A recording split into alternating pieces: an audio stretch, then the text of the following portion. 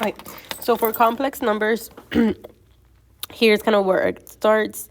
From last lesson, I'm going to do a different example first. We had something like x squared equals minus 25 equals 0. And ideally, you would find a value to be 1.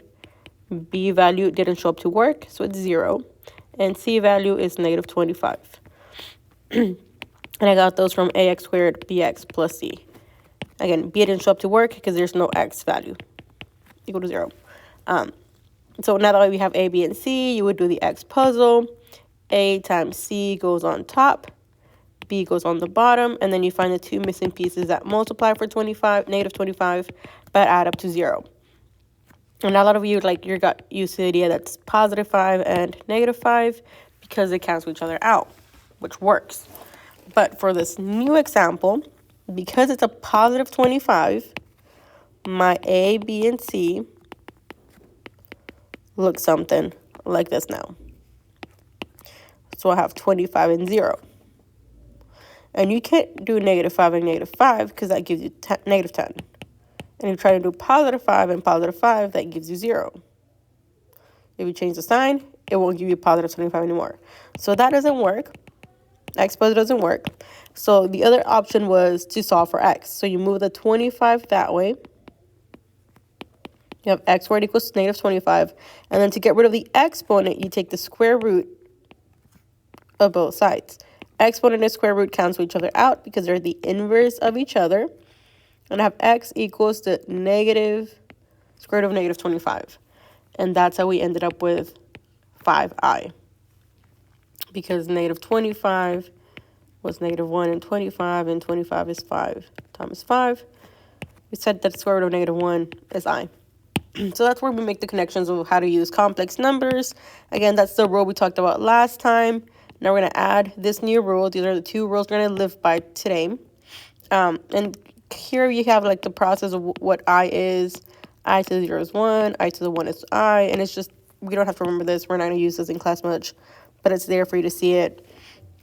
So for complex numbers, that's when we combine the real with the imaginary numbers. We put them together. But if you just follow what the question tells you to do, you'll be fine. And I'm going to color code mine. Here's my real. Here's my imaginary. Imaginary has an I. Real does not. So this question is asking me to add my numbers. So if I add my real, that will be negative 8 plus negative 1. I do get negative 9. And then I'm going to add my imaginary. For my imaginary, I have 3i plus minus 2i, which gives me the same thing as subtracting 3 minus 2i, which gives me 1i. If you're not trying to get those numbers, and it's positive, so we're going to put a positive here. If you're not sure how to get those numbers, make sure you're adding on decimals or in your calculator so that you don't mess up with your negatives. So my complex number is negative 9 plus 1i, where negative 9 is the real part of it, and the 1 is the imaginary part of it. So we're going to try the same thing. We're going to add the real plus the real. So negative 16 plus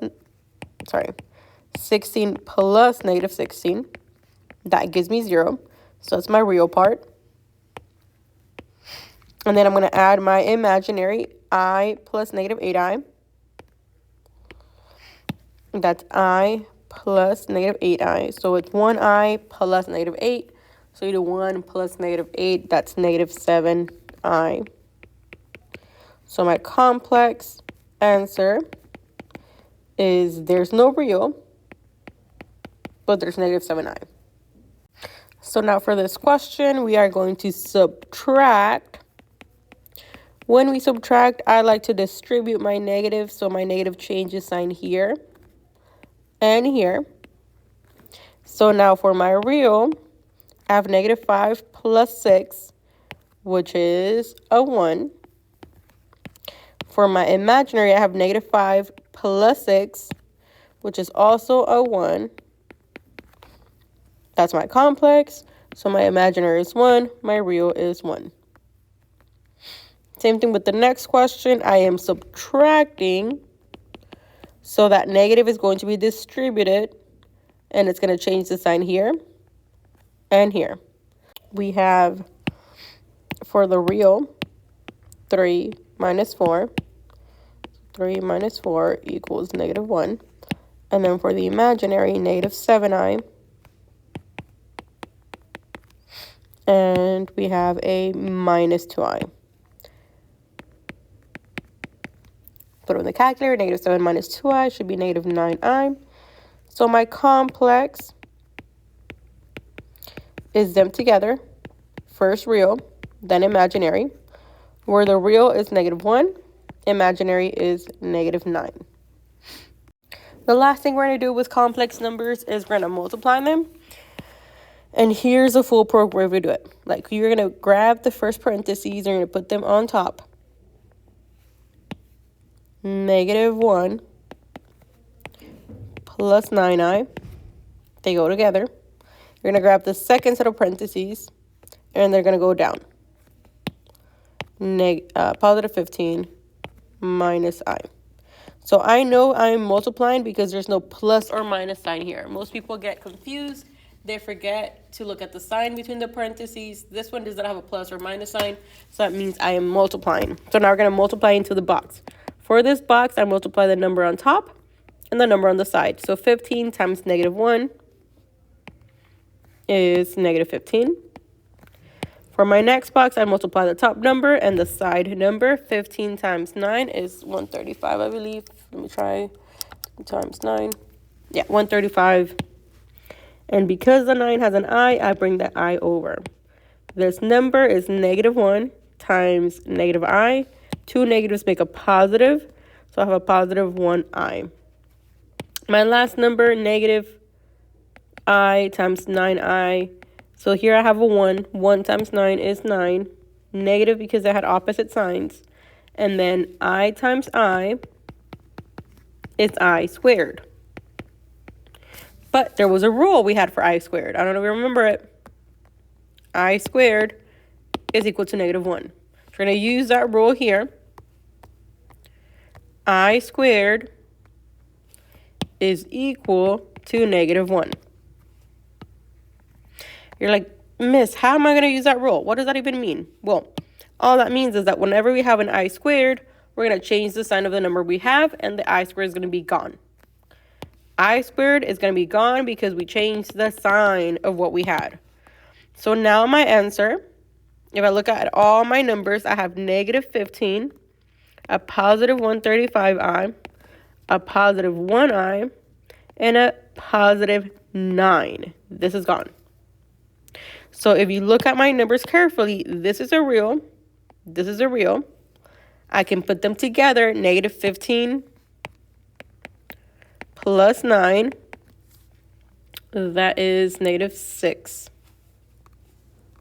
And then I combine my imaginary, 135 plus I, 135i plus 1i, that gives me 136i.